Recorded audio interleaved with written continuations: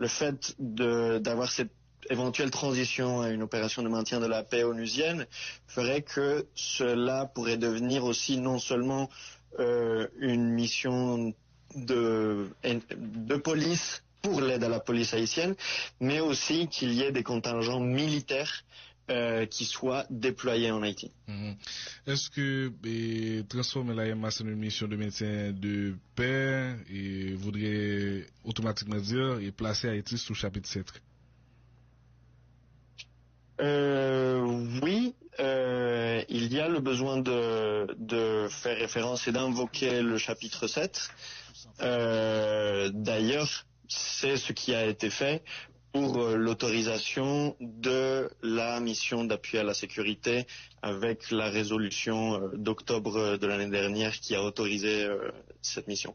Est-ce que si la mission est transformée en une mission de maintien de paix, est-ce qu'on va prendre autant de délais pour voir le déploiement des différents contingents qui vont composer cette mission? Précisément par la différence en matière de financement entre une mission non onusienne et une mission onusienne, avec des contributions qui, dans le cas des missions onusiennes, sont obligatoires. Ce serait les fonds qui doivent être alloués pour avoir une mission qui soit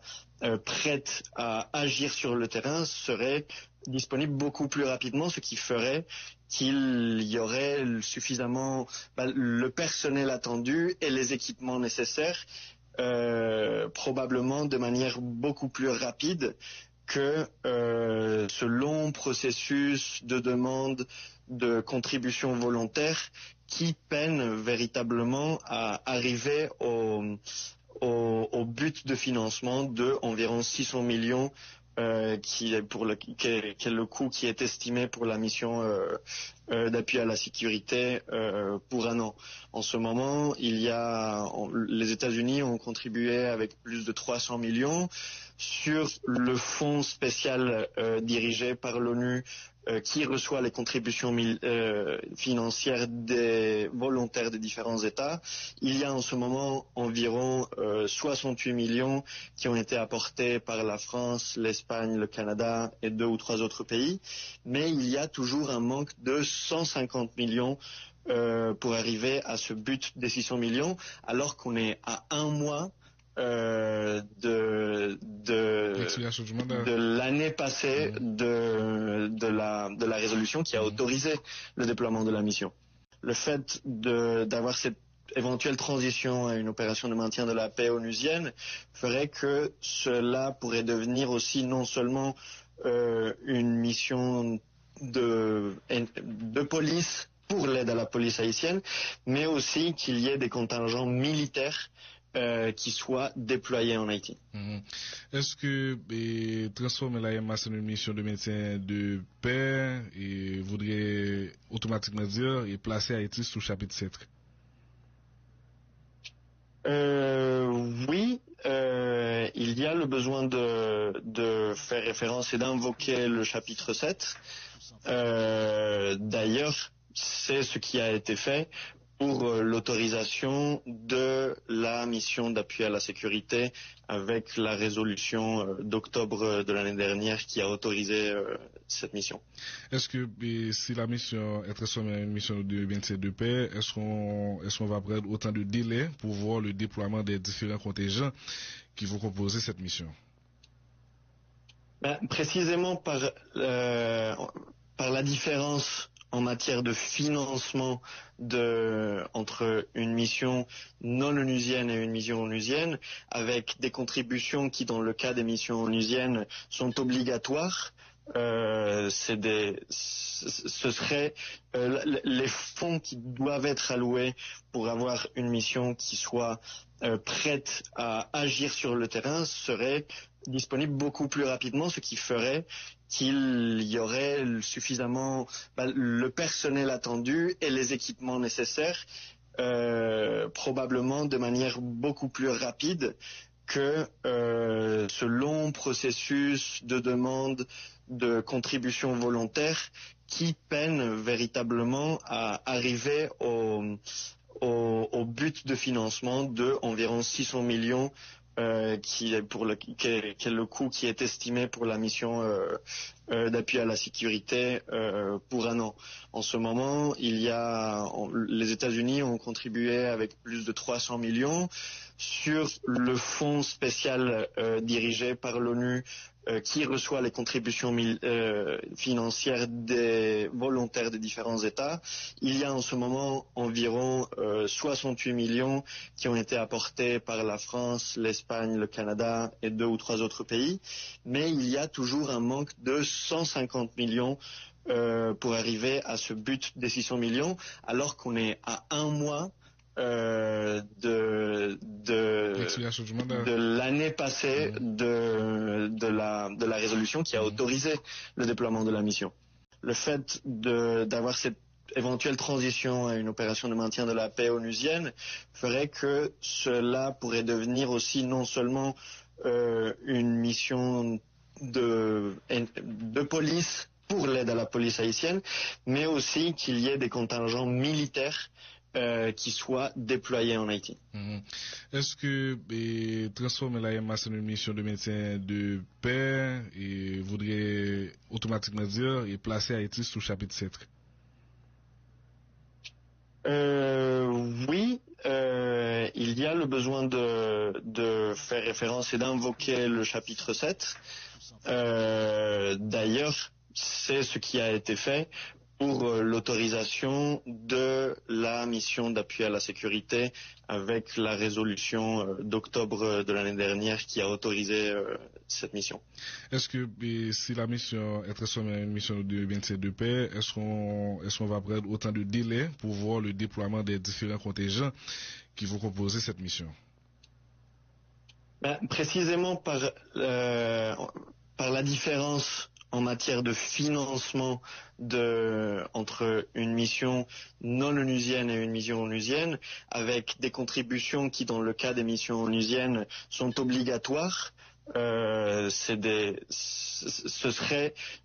les fonds qui doivent être alloués pour avoir une mission qui soit prête à agir sur le terrain seraient disponibles beaucoup plus rapidement, ce qui ferait qu'il y aurait suffisamment le personnel attendu et les équipements nécessaires, probablement de manière beaucoup plus rapide que ce long processus de demande de contribution volontaire qui peine véritablement à arriver au but de financement de environ 600 millions qui est le coût qui est estimé pour la mission d'appui à la sécurité pour un an. En ce moment, les États-Unis ont contribué avec plus de 300 millions sur le fonds spécial dirigé par l'ONU qui reçoit les contributions financières des volontaires des différents États. Il y a en ce moment environ 68 millions qui ont été apportés par la France, l'Espagne, le Canada et 2 ou 3 autres pays. Mais il y a toujours un manque de 150 millions pour arriver à ce but des 600 millions, alors qu'on est à un mois de l'année passée de la résolution qui a autorisé le déploiement de la mission. Le fait d'avoir cette éventuelle transition à une opération de maintien de la paix onusienne ferait que cela pourrait devenir aussi non seulement une mission de police pour l'aide à la police haïtienne, mais aussi qu'il y ait des contingents militaires qui soient déployés en Haïti. Est-ce que transformer la MAS en une mission de maintien de paix voudrait automatiquement dire et placer Haïti sous chapitre 7? Oui, il y a le besoin de faire référence et d'invoquer le chapitre 7. D'ailleurs, c'est ce qui a été fait pour l'autorisation de la mission d'appui à la sécurité avec la résolution d'octobre de l'année dernière qui a autorisé cette mission. Est-ce que si la mission est transformée en une mission de maintien de paix, est-ce qu'on va prendre autant de délais pour voir le déploiement des différents contingents qui vont composer cette mission? Précisément par la différence en matière de financement entre une mission non onusienne et une mission onusienne, avec des contributions qui, dans le cas des missions onusiennes, sont obligatoires. Ce serait les fonds qui doivent être alloués pour avoir une mission qui soit prête à agir sur le terrain seraient disponibles beaucoup plus rapidement, ce qui ferait qu'il y aurait suffisamment le personnel attendu et les équipements nécessaires,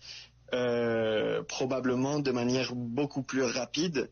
que ce long processus de demande de contribution volontaire